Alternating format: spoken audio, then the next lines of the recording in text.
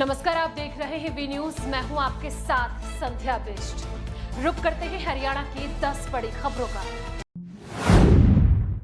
Corona के चलते पिछले काफी समय से बंद पड़े स्कूलों के ताले आज खुल गए हैं। कोरोना महामारी के बीच आज स्कूलों में पढ़ाई शुरू की गई। फिलहाल 9वीं कक्षा से लेकर 12वीं कक्षा तक स्कूलों को खोलने की अनुमति दी गई है। अदृश्य दुश्मन ने जो तांडव मचाया है, उसके बाद धीरे धीरे तमाम गतिविधियां बंद कर दी गई थी, जिसमें सबसे पहले स्कूलों को बंद करने के आदेश जारी किए गए थे। इस बीच आज 9वीं कक्षा से लेकर 12वीं कक्षा तक सभी स्कूलों को खोलने की अनुमति दे दी गई है। स्कूलों को खोलने से पहले पूरी तरह से स्कूल को सैनिटाइज किया गया, तो वहीं सभी स्टूडेंट्स के लिए मास्क अनिवार्य किया गया। आज जब सुबह स्कूल खुले तो स्टूडेंट्स के चेहरे पर खुशी जरूर थी, लेकिन कोरोना वायरस का डर भी कहीं न कहीं सता रहा था और इसी स्कूल प्रबंधन की तरफ से तमाम इंतजाम आज स्कूल में किए गए, जिससे कोरोना का संक्रमण रोका जा सके। क्योंकि कोरोना के पॉजिटिव मामले भले ही कम हुए हैं, लेकिन खतरा अभी भी नहीं टला है। हरियाणा में नहीं है बेरोजगारी, केवल प्रॉपर्टी डीलिंग वाले कांग्रेसी ही बेरोजगार हुए। ये बड़ा बयान हरियाणा के कृषि मंत्री जयप्रकाश दलाल ने दिया। कृषि मंत्री ने अपना बयान पूर्व मुख्यमंत्री भूपेंद्र सिंह हुड्डा के 27% बेरोजगारी वाले बयान के जवाब में दिया।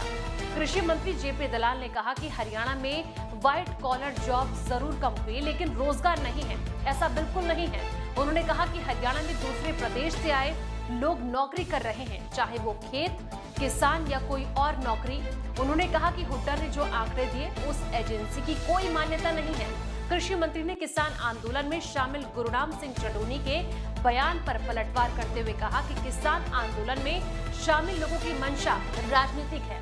ये कांग्रेसी, कम्युनिस्ट और अन्य पार्टी के लोग हैं, इनका किसान हित से कोई लेना देना नहीं है। देखिए, कल हमारे मुख्यमंत्री जी ने 2-2.5 घंटे पूरे डिप्टी कमिश्नर और वरिष्ठ अधिकारियों की मीटिंग ली और मुख्य मुद्दा उसमें कृषि से संबंधित योजनाओं का था।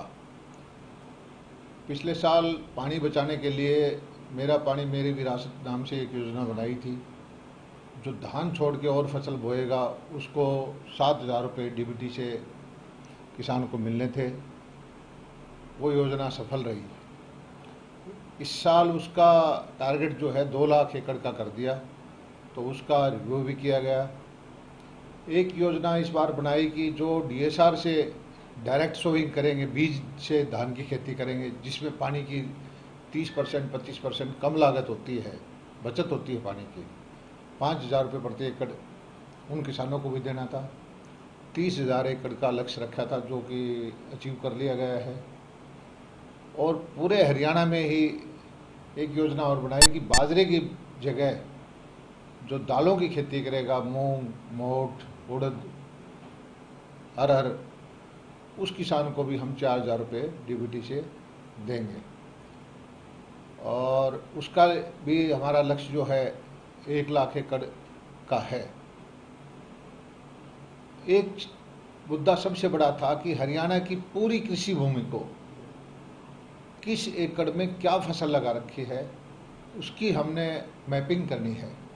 कृषि विभाग की जिम्मेदारी लगा दी उपायुक्त के माध्यम से, जिसमें नहरी पटवारी भी होंगे, पंचायत सेक्रेटरी भी होंगे और बाकी मैन पावर भी होगी। एक एक एकड़ हरियाणा की फसल की हम मैपिंग करेंगे और इसका मकसद ये है कि हमें योजना बनाने में, मंडी चलाने में, क्या व्यवस्थाएं करने में हमें सुविधा हो रहेगी। और ये मैपिंग अब आगे से हर फसल पे हम करते रहेंगे और इससे किसान को हम स्कीम बनाएंगे कि भाई आप इसकी बजाय ये फसल बोएं, ताकि उनकी आमदनी भी कम ना हो और उनको कोई इंसेंटिव मिल जाए। उसके लिए मंडियों में एमएसपी पे उनकी प्रोक्योरमेंट करें। तो इस तरह से हमने ये कोशिशें की हैं और ये सारी मुख्यमंत्री जी का लक्ष्य ये है कि हरियाणा का पानी अपना साधन नहीं है, पानी हमारे यहाँ कम है और पानी का सदुपयोग करके इस तरह से कृषि करें कि धरती हमारी बंजर ना हो जाए, पानी भी बचे, किसान भी समृद्ध हो और फसलें भी अच्छी हों, किसान की आमदनी भी बढ़े। और इस बार जो हमने गेहूं की प्रोक्योरमेंट की, सारा पैसा डायरेक्ट किसान के खाते में दिया है मोदी जी ने ऐतिहासिक काम करके दिखाया है और इसका परिणाम जो है आने वाली पीढ़ियां किसानों की कहेंगी कि भी इससे बड़ा कदम किसान हित का कोई हो नहीं सकता। नहीं, मेरा पानी मेरी विरासत में पिछली बार मेरी फसल मेरा ब्यौरा का मतलब तो ये है कि पूरे हरियाणा की ज़मीन की मैपिंग करना, कितने एकड़ में धान लगा है, कितने एकड़ में कपास है, कितने एकड़ में बाजरा है, कितने एकड़ में ज्वार है, कितने एकड़ में और फसल है, और इवन खाली भी है उसको भी मैपिंग करना। मेरी फसल मेरा ब्यौरा में हमारा पोर्टल चालू कर रखा है। पहले उसमें किसान चढ़ाएगा, फिर हमारे विभाग के इसको अधिकारी करेंगे, हर सेक्टर से भी सर्वे करेंगे। 3-4 अलग अलग माध्यम से हम करके हम बिल्कुल एग्जैक्ट डाटा रखेंगे कि इस सीजन के अंदर किस खेत के अंदर क्या फसल बोई गई और उससे ही हमें नीतियां बनाने में सुविधा रहेगी। फतेहाबाद के नागरिक अस्पताल में आज चिकित्सकों का एक दल निरीक्षण करने पहुंचा। प्रदेश में चल रही कायाकल्प योजना के तहत अस्पताल का निरीक्षण करने आए दल ने अस्पताल की व्यवस्थाओं का निरीक्षण किया। अस्पताल द्वारा नागरिक को दी जा रही चिकित्सा सुविधाओं के बारे में जाना। साथ ही टीम द्वारा बायोवेस्ट, अस्पताल परिसर की सफाई व्यवस्था, पार्किंग, अस्पताल के मेडिकल, पैरा मेडिकल स्टाफ की यूनिफॉर्म, ओपीडी रजिस्ट्रार, मरीजों को दी जा रही सुविधाओं के बारे में फीड लिया गया। बता दें कि सरकार द्वारा नागरिक अस्पतालों की व्यवस्थाओं में सुधार लाने के लिए कायाकल्प योजना चलाई जा रही है, जिसके बाद किसी भी जिले का मेडिकल स्टाफ की टीम अन्य जिलों में जाकर वहां की व्यवस्थाओं का अवलोकन करता है और उसे नंबर दिए जाते हैं। मानकों पर खरा उतरने वाले अस्पतालों को प्रदेश सरकार की ओर से सम्मानित किया जाता है। योजनाओं के तहत अस्पताल को 70% अंक लेना जरूरी है। टीम के साथ आए चिकित्सक ने बताया कि उन्होंने यहां अस्पताल का अवलोकन किया, जो कमियां मिली हैं उन्हें दूर करने के लिए अस्पताल प्रशासन और सरकार को सुझाव भेजे गए। देखिए, मैं सिविल हॉस्पिटल जींद से आया हूं। हमारे स्वास्थ्य विभाग में एक कायाकल्प प्रोग्राम चलाया गया है, जिसका जो मुख्य उद्देश्य है, जो अस्पताल में क्वालिटी है, किस तरह की क्वालिटी मरीजों को दी जा रही है, उसके बारे में हमें सुपरविजन के लिए आए हैं। एक रूटीन प्रोसेस है, एक हॉस्पिटल दूसरे हॉस्पिटल में जाएगा, हमारा जींद में भी कोई दूसरी टीम आएगी, तो एक रूटीन का काम है। जो भी कमी है हमें उच्च अधिकारियों को बता दी है कि भाई किस तरह आप उसमें सुधार कर सकते हैं। मैं डॉक्टर विशाल हूँ, मैं एक टीम स्वास्थ्य विभाग में सिविल हॉस्पिटल जींद में लगा हुआ हूँ। तो मेरे साथ 2 डॉक्टर हो रहे हैं। आज हमने पूरे फतेहाबाद सिविल हॉस्पिटल का सुपरविजन किया है और जो कमियां हैं, एक परफॉर्मा है, उसको हम लिख के और उच्च अधिकारी को देंगे ताकि वो जितना जल्दी हो सके उसमें सुधार कर पाए। हाँ, कुछ खामियां मिली हैं हमें, लेकिन वो उन्होंने आश्वासन दिया है उच्च अधिकारियों ने कि उसे तुरंत ही दुरुस्त करवा लिया जाएगा। हाँ, बिल्कुल ठीक कह रहे हो। स्वास्थ्य विभाग में देखो चिकित्सकों की कमी है, मैं मानता हूँ इस बात को। इसके लिए समय समय पर हम उच्च अधिकारियों को जो पंचकुला में डिमांड भेजते रहते हैं ताकि वो जो भी नई नियुक्ति हो हमारे हॉस्पिटल को नए डॉक्टर्स दे, ताकि जरूरत पड़े तो हम डेपुटेशन पे ही डॉक्टर्स को यहाँ बुला लेते हैं। भारतीय सेना की गुप्त सूचनाओं को पाकिस्तान की गुप्तचर एजेंसी को देने वाले एक आरोपी को पुलिस के द्वारा गिरफ्तार किया गया है। आरोपी का नाम सुरेंद्र बताया जा रहा है, जो कि हरियाणा पुलिस में बतौर सिपाही के पद पर तैनात है और पलवल लघु सचिवालय में ड्यूटी पर था। पलवल पुलिस को गुप्त विभाग की सूचना मिली कि आरोपी सिपाही सुरेंद्र के द्वारा आर्मी की गुप्त सूचनाएं पाकिस्तान की गुप्तचर एजेंसी को दी जा रही है, जिसके बाद पलवल पुलिस ने आरोपी सिपाही को लघु सचिवालय से ही गिरफ्तार कर लिया। आरोपी सिपाही वर्ष 2018 में फौज से रिटायर होकर हरियाणा पुलिस में सिपाही के पद पर भर्ती हुआ था और पुलिस के द्वारा पूछताछ में ऐसा खुलासा माना जा रहा है कि 2018 से ही भारतीय सेना की गुप्त सूचनाएं पाकिस्तानी एजेंसी को मुहैया कराई जा रही थी। पुलिस ने यह भी खुलासा किया कि फेसबुक के माध्यम से आरोपी सिपाही का संपर्क पाकिस्तानी एजेंसी में काम करने वाली किसी महिला से हुआ और उसी महिला के संपर्क में आकर वह भारतीय सेना की गुप्त सूचनाओं को पाकिस्तानी एजेंसी को दे रहा था। इसी के एवज में एक आरोपी सिपाही पाकिस्तानी एजेंसी से पैसे भी ले रहा था। ये कल खुफिया सूत्रों से सूचना मिली कि कांस्टेबल सुरेंद्र जो जिला सचिवालय डीपीओ गार्ड में गार्ड के रूप में तैनात थे, कि उसमें सूचना मिली कि उन्होंने पाकिस्तान एजेंसी को कुछ डॉक्यूमेंट्स सप्लाई किए हैं। तो सूचना मिलने पर उनको राउंड अप किया गया और उनको उसके बाद FIR दर्ज करके गिरफ्तार किया गया। तो इससे सूचना मिली, हमें जो जानकारी मिली कि 2018 से ये सेना की गुप्त सूचनाएँ पाकिस्तान एजेंसी को देने के एवज में 65-70 हज़ार रुपये प्राप्त कर चुका है, जिससे उसके मोबाइल फ़ोन को जब्त करके कि कैसे इसकी पूरी संरचना की मोबाइल फ़ोन को जब्त किया गया और उसको हम आगे साइबर लैब में भेज रहे हैं ताकि जो भी डाटा होगा उसको रिकवर किया जा सके और इसकी गहनता से जांच की जा सके। तो सर क्या ये पता चल पाया कि पाकिस्तान की कौन सी एजेंसी को ये किस तरह की इन्फॉर्मेशन? अभी प्रारंभिक जांच है, अभी कल ही इसको अरेस्ट किया है, वो सारा रिमांड पे लेके इसको गहनता से पूछताछ की जाएगी और मोबाइल के माध्यम से भी जो जानकारी है वो साइबर की डाटा रिकवर करने के बाद ही पता चलेगा कि चैट्स के माध्यम से कैसे ये वहाँ से फ़ोटोज़ के माध्यम से कैसे भेजता था वहाँ पे। सर संपर्क में कैसे आया ये पाकिस्तानी एजेंसी से? प्रारंभिक रूप से जो पता चला है फेसबुक के माध्यम से ये संपर्क में आया किसी महिला मित्र के दोस्ती होने के बाद, उसके बाद इसने ये मतलब कंटिन्यू होता गया। तो क्या कुछ हार्डकोर डाटा भी दस्तावेज वगैरह बरामद है? अभी नहीं कह सकते, अभी एक बार डाटा रिकवर होने के बाद ही बता पाएंगे इसमें। अरावली की पहाड़ियों में 50,000 साल या उससे भी पहले से मानव रहा करते थे, ऐसा दावा किया गया है फरीदाबाद के एक युवक ने जो पुरातत्व में PhD कर रहे हैं। अब इस मामले में हरियाणा के पुरातत्व संग्रहालय निर्देशालय के इस मामले में और अधिक गहराई से जांच करने के लिए एक कमेटी का भी गठन किया गया है। छात्र शैलेश बेंसला ने अरावली के अंदर 2 साल तक रिसर्च कर मानव जाति के कुछ ऐसे चिन्हों को खोज निकाला है जिससे साबित होता है कि अरावली के अंदर 50,000 साल पहले भी मनुष्य रहते थे और वह पहाड़ के पत्थरों पर शेल आर्ट बनाते थे। शैलेश ने बताया कि कोटगांव के अंदर तो पाषाण काल के कुछ चिन्ह मिले हैं जिनका प्रयोग मनुष्य उस समय किया करते थे।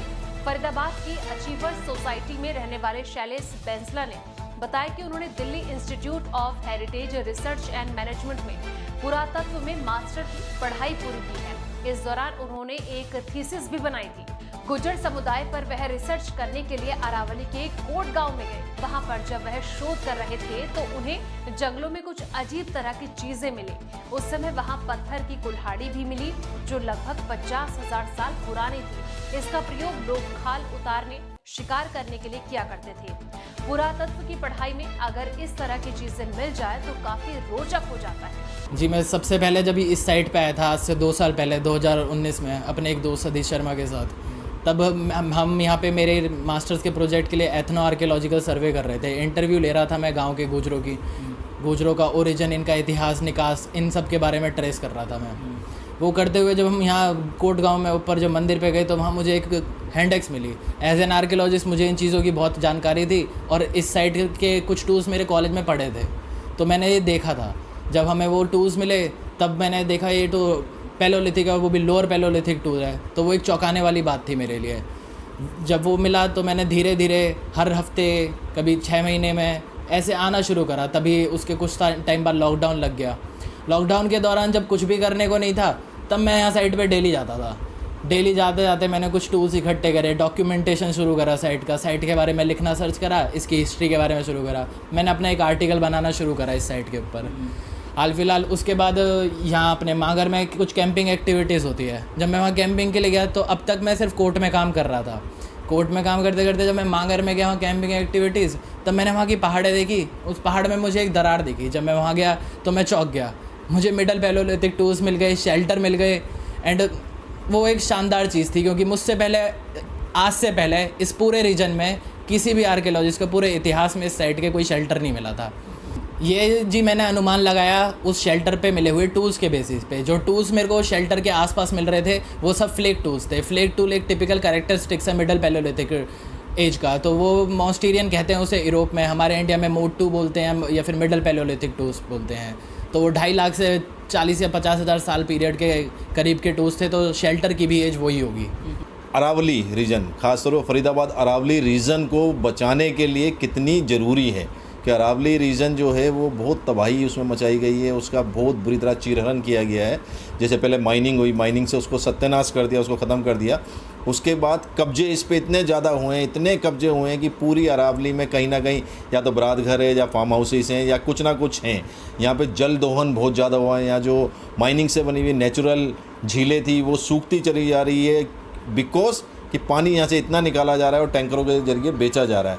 अगर इस पूरे अरावली रीजन को सेफ नहीं किया गया, इसको कम से कम रिजर्व घोषित नहीं किया गया, तो इस तरीके की चीज़ें मतलब हमें खुश होना चाहिए कि आज से 3 लाख 2.5 लाख साल पहले भी मानव अरावली में इस जगह पर रहता था, वो शिकार करता था यहाँ पे, क्योंकि कई टूल्स इन्होंने जो दिखाए हैं वो शिकार के काम आते थे, उनसे किया जाता था शिकार। तो शिकार करने वाले टूल्स थे, यहाँ मानव रहा है, पुराना मानव रहा है, उनके बर्तन हैं, उनके बनाए हुए हस्तशिल्प हैं, उनके बनाए हुए आर्ट्स हैं, जैसे जो पत्थरों में बनाए जाते हैं, जो ये जैसे अभी शैलेश ने बताया था कि यहाँ पे पंजों के निशान हैं, शेर के हैं। तो हमने भी इसी तरह जो मोहताबाद का ये जिक्र कर रहे थे, मोहताबाद की पहाड़ी के ऊपर 2 फुट मार्क्स हैं बड़े बड़े, और उन फुट मार्क्स पे भी अगर रिसर्च अब जैसे ये शैलेश करेगा तो वो भी पता चलेगा कई हज़ारों साल पुरानी वो रिसर्च है। तो मेरी रिक्वेस्ट यही रहेगी कि पूरी अरावली रीजन को किसी तरह रिजर्व घोषित किया जाए। जननायक जनता पार्टी के बुद्धिजीवी प्रकोष्ठ और स्वास्थ्य विभाग द्वारा आईएस मेमोरियल पब्लिक स्कूल में कोरोना टीकाकरण कार्यक्रम का आयोजन किया गया।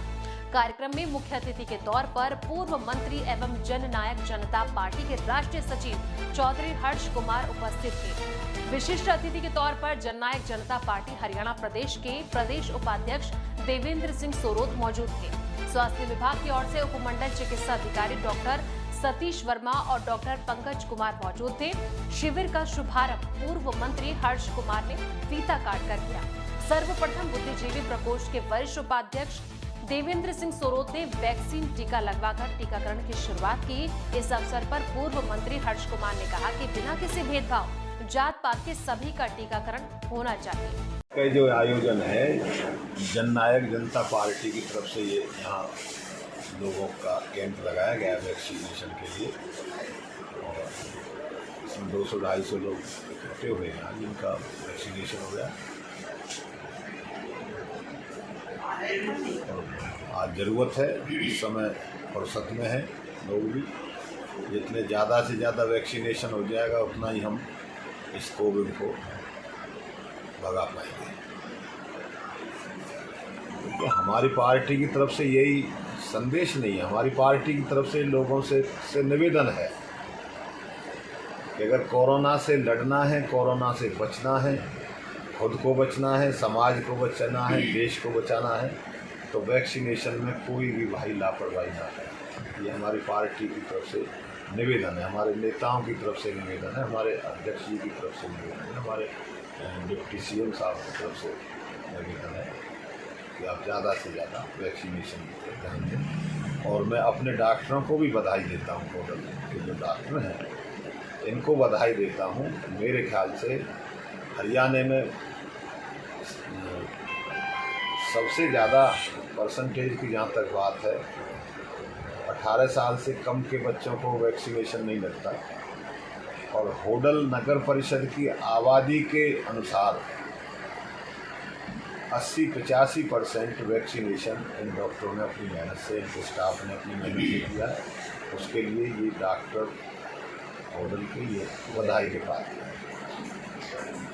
ये पॉलिसी, सरकार की योजनाएं अपने लगन से, मेहनत से आम जनता तक काम करके दिखाते हैं। कोरोना से बचे आप जो आपने सवाल किया है, इसमें हम जैसे लोग ज़्यादा लापरवाह हैं, जिनके वैक्सीन का काम पूरा हो गया, ठीक है।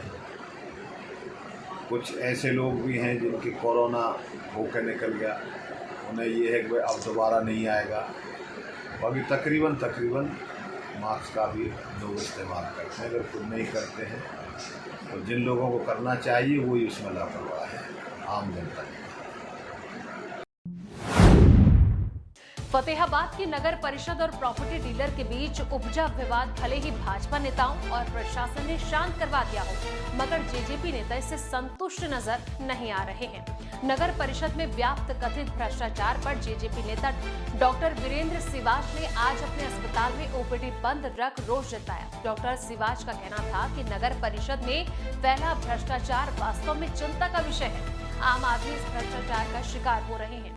भ्रष्ट अधिकारियों को वे फतेहाबाद में नहीं रहने देंगे।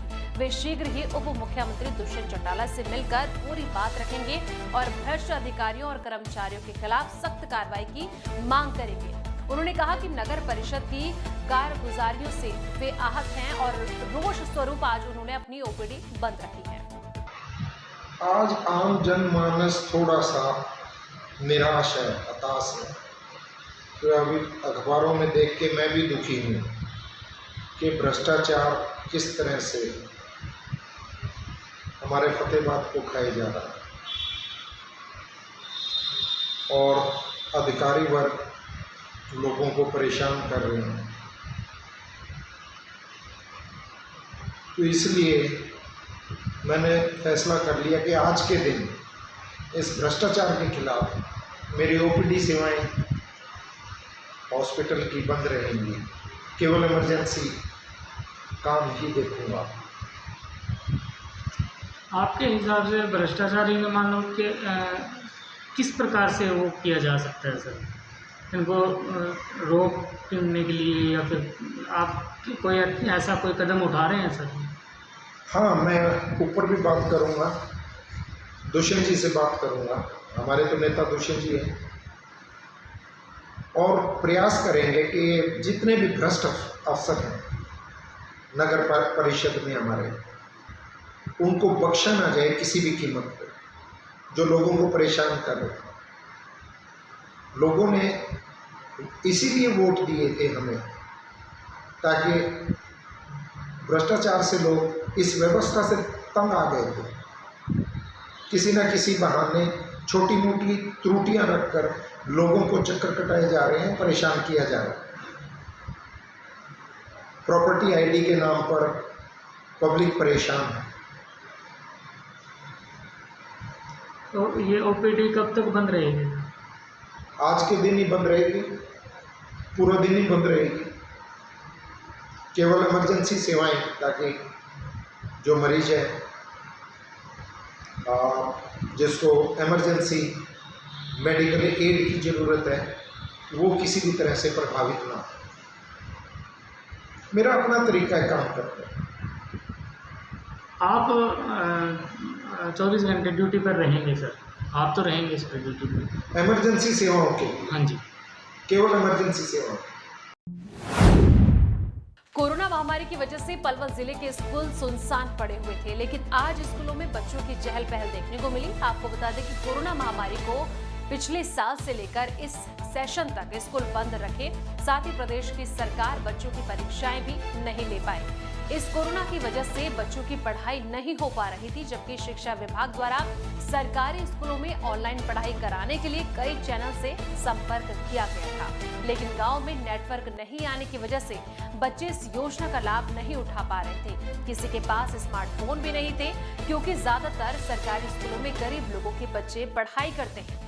बच्चों के भविष्य को देखते हुए सरकार के आदेश पर आज प्रदेश के स्कूल खोले गए हैं। जैसे ही बच्चों को स्कूल खुलने की सूचना प्राप्त हुई और वह बड़ी ही खुशी के साथ स्कूलों में पहुंचे, पलवल जिले के सभी सीनियर सेकेंडरी स्कूल खोले गए। पर तो बहुत बुरा असर पड़ा है। जैसे कि स्कूल में पढ़ाई हो जाती है, वैसे घर पे पढ़ाई नहीं होती, डिस्ट्रैक्शन भी होती है। फ़ोन में भी फ़ोन बच्चों के पास अवेलेबल नहीं होते। तो स्कूल आकर भी बहुत अच्छा लगा है। हम चाहते हैं कि अब ये खुले ही रहें, दोबारा बंद नहीं हो। तो बेटा घर पढ़ाई कैसे किया करते थे आप? घर पढ़ाई कुछ तो ऑनलाइन लेते थे टीचर्स, कुछ हम खुद करते थे इंटरनेट से, जैसे भी हो पाती थी। स्कूल खुले हैं, हमको बहुत खुशी है। घर पे बैठे तो ऑनलाइन किसी पे भी पढ़ा नहीं जाता, क्योंकि यहाँ पे तो कुछ पूछ भी लेते हैं टीचर से, ऑनलाइन पे पूछते हैं तो कुछ भी समझ नहीं आता वैसे भी। तो इसलिए स्कूल खुले हैं, अच्छी बात है, हम बहुत खुश हैं। तो बेटा बहुत ज़्यादा परेशानी रही थी, क्योंकि ऑनलाइन पे तो किसी पे भी नहीं पढ़ा जाता। कुछ बच्चे हैं जो पढ़ लेते हैं, लेकिन कुछ हैं जिन पे नहीं पढ़ा जाता, इसलिए स्कूल खोलने ज़रूरी है। Government girls senior secondary school Hodal से, और संख्या के लिहाज से ये पलवल ज़िले का सबसे बड़ा स्कूल है। 6वीं से 12वीं तक लगभग 1250 छात्राएँ हैं, और 9वीं से 12वीं की अगर बात की जाए तो वर्तमान में 690 के आसपास अभी छात्राएँ हैं। और आज पहला दिन बहुत अच्छा रहा। लगभग 80% बच्चे अपने घर से ही मास्क लेके आए थे। कुछ बच्चे ऐसे थे जो किसी कारणवश मास्क नहीं ले पाए, तो उनको विद्यालय प्रबंधन की तरफ से सरकार की गाइडलाइंस के अनुसार विद्यालय की तरफ से मास्क दिया गया। सभी बच्चों का टेम्परेचर नापा गया है, और सभी कक्षाध्यापक सभी बच्चों की अटेंडेंस और उनका तापमान अवसर ऐप पर भी दर्ज करा रहे हैं। इसके साथ ही हमने पूरी कोशिश की है कि कोरोना की गाइडलाइंस का, सरकार की SOPs का पूरी तरह से पालन किया जाए। जैसे एक बेंच छोड़ के एक बेंच पे बच्चे को बिठाया गया है, और एक बेंच पे केवल एक ही बच्चा बैठेगा, और ये व्यवस्था अल्टरनेट रहेगी। विद्यार्थियों के लिए रोस्टर लागू किया गया है। जो जिन क्लासों में स्ट्रेंथ ज़्यादा है उनके लिए ओड इवन का सिस्टम बनाया गया है। ओड रोल नंबर वाले बच्चे एक दिन आएंगे, इवन रोल नंबर वाले बच्चे एक दिन आएंगे। सभी स्टाफ को, क्लास इंचार्जेस को इस बारे में 2 दिन पहले ही अवगत करा दिया गया था, और मीटिंग लेके उन्होंने ऑनलाइन बच्चों के पास, सभी के पास मैसेज भेज दिए थे। इन 3 महीनों में जो पढ़ाई का नुकसान हुआ, उसका कारण कुछ ये भी रहा कि टीचर्स ने अपना प्रयास किया ऑनलाइन एजुकेशन के लिए, अपने वीडियोज़ भी भेजे, लिंक शेयर किए, लेकिन बहुत सारे बच्चे ऐसे होते हैं जिनके पास फ़ोन की उपलब्धता नहीं होती, तो उनके लिए लाइव क्लासेज ही ज़्यादा मायने रखती हैं। तो अभी कल भी प्रिंसिपल सर ने सारे स्टाफ की मीटिंग लेके कहा है कि ये जो पढ़ाई का बच्चों का नुकसान हुआ है उसको जल्दी से जल्दी रिकवर करने की कोशिश की जाए। एक एक बच्चे से और उसके माता पिता से संपर्क करके उनको थोड़ा मोटिवेट करेंगे, और कोशिश करेंगे कि इस महामारी के टाइम पे उससे लड़ते हुए, उससे बचते हुए हम बेहतर से बेहतर कर पाएँ। कोरोना की दूसरी लहर के कम होते प्रभाव को देखते हुए प्रदेश में जिला स्कूल खोल दिए गए हैं। हालांकि अभी प्रथम चरण में केवल 9वीं कक्षा से लेकर 12वीं कक्षा तक के छात्र छात्राओं को ही स्कूल में आने की अनुमति दी गई है, वो भी अपने अभिभावकों की सहमति पत्र के साथ। आज से शुरू हुई कक्षाओं को लेकर छात्र छात्राओं में अच्छा खासा उत्साह देखने को मिल रहा है। हालांकि स्कूलों में आज अपेक्षाकृत संख्या तो कम रही, लेकिन जितने भी बच्चे स्कूल में आए उनके चेहरे की रंगत बता रही थी कि स्कूल खुलने से वे कितने खुश हैं। वहीं सरकार द्वारा स्कूलों को कोविड नियमों की पालना करने के निर्देश भी दिए गए। कक्षाओं में पर्याप्त सोशल डिस्टेंसिंग, मास्क, सैनिटाइजर का प्रयोग, साथ ही सामूहिक रूप से पानी पीने की और खाना खाने की मनाही की गई है। वहीं आज पहले ही दिन आने वाले बच्चे अपने अभिभावकों के सहमति पत्र लेकर आए। स्कूल प्रबंधन का कहना है कि सरकार की हिदायतों के अनुसार ही बच्चों को स्कूल में आने दिया जा रहा है। फिलहाल स्कूल में 50% बच्चों को ही स्कूल में बुलाया गया है और तमाम कोविड नियमों की पालना की जा रही है। हमें बहुत ज़्यादा खुशी महसूस हो रही है क्योंकि हमारी ना फर्स्ट डे से ही क्लासेस स्टार्ट हो रही है, और हम चाहते हैं भी हमारे ऐसे ही कंटिन्यू रहे क्लास, और इसलिए रेगुलर क्लासेस लगने के लिए सरकार से यही विनती है हमारी कि रेगुलर क्लासेस ओपन की जाए, और हम सारे कोविड-19 के रूल्स भी फॉलो करेंगे सारे के सारे। और ऑनलाइन स्टडी इतनी बढ़िया नहीं होती जितनी फेस टू फेस टीचर पढ़ाते हैं, इसलिए सरकार से यही रिक्वेस्ट है कि स्कूल रेगुलर ओपन हो। तो सर पूरे रूल फॉलो हो रहे हैं कोविड-19। ये अच्छा हुआ, बच्चों के लिए पढ़ाई रुकी हुई थी, ये बच्चे सीखेंगे, पढ़ेंगे, बहुत अच्छा होगा। तो सारी की सारी पूरी की गई हैं। क्या क्या हिदायतें हैं सर? उसमें हमने पहले स्कूल की साफ़ सफाई करवाई है, क्लासरूम धुलवाए हैं, सैनिटाइज किए हैं, स्कूल को 4 हिस्सों में बांटा है, 4 बबल में अलग अलग बच्चों को कलर दे दिए गए हैं, 6 फीट की दूरी है, बच्चों को अकॉर्डिंग टू SOP ही क्लास में बिठाया गया है, 50% स्ट्रेंथ बुलाई। तो सर जो बाकी शुरू में सर स्क्रीनिंग वगैरह, सैनिटाइज वगैरह, बिल्कुल सुबह स्क्रीनिंग की गई है सभी बच्चों की, सारे स्टाफ की, सैनिटाइज करके, हैंड सैनिटाइज करके फिर उन बच्चों को अंदर आने दिया गया है। बिना मास्क के किसी बच्चे को अलाउ नहीं किया गया, प्रोवाइड करवाए गए हैं। अगर बच्चे के पास मास्क नहीं था तो उसको मास्क प्रोवाइड करवाया गया। स्टाफ का वैक्सीनेशन जो है वो हमारा 41 लोगों का हो चुका है 54 में से। बाकियों का डॉक्टर साहब आए थे, आज नोट करके ले गए, 1 या 2 दिन में।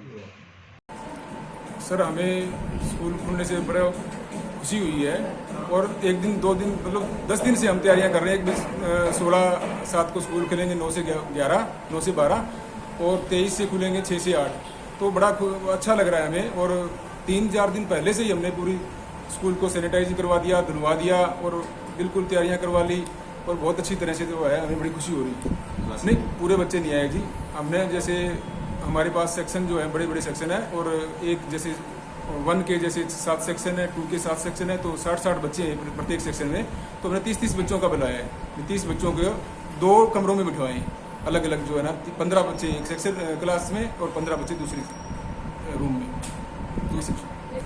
कोविड-19 की जो गाइडलाइन है उसका पूरा फॉलो किया जा रहा है और बच्चों को सैनिटाइज करके ना सुबह जैसे हम 8 बजे यहाँ आगे थे और 8 से 8:30 से 12:30 का स्कूल का टाइम तो टीचर का है और 9 से 12 जैसे बच्चों का है मतलब क्लास लगाने का। तो उसमें हमने आधा घंटा तो वहीं गेट पे रहे हम सब लोग और सब स्टाफ ने बच्चों का थोड़ा सा स्वागत भी किया है और बच्चों को सैनिटाइज करके मास्क वगैरह चेक करके और जो है ना सोशल डिस्टेंसिंग से जो है ना अंदर बिठा के ना और क्लासें लगवा रखी है और सही तरीके से जो है ना बड़ी खुशी हो रही है, हमें बहुत अच्छा लग रहा है।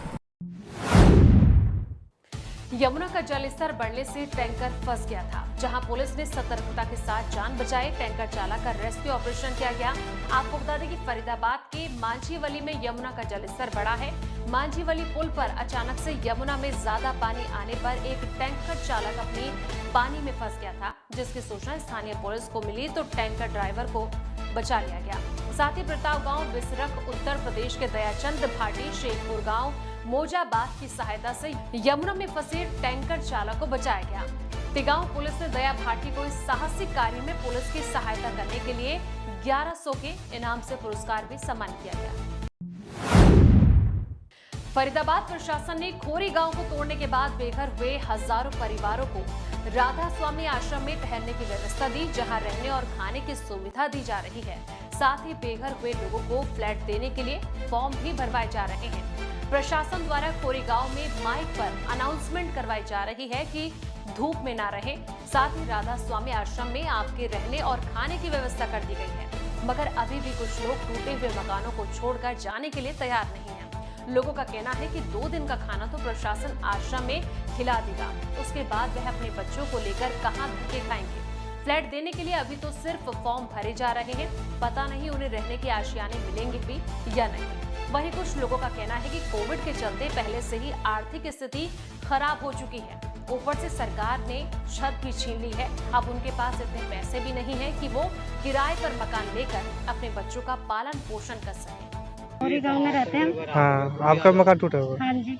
कितने गज का मकान था? 60 गज का था। 60 गज का। कोई सरकारी तरफ से व्यवस्था की गई है आपके लिए रहने? व्यवस्था नहीं की गई है, बस यहाँ पे फॉर्म भरने के लिए बुलाया गया है कि यहाँ पे फॉर्म भरिए, आपको फ्लैट मिलेगा।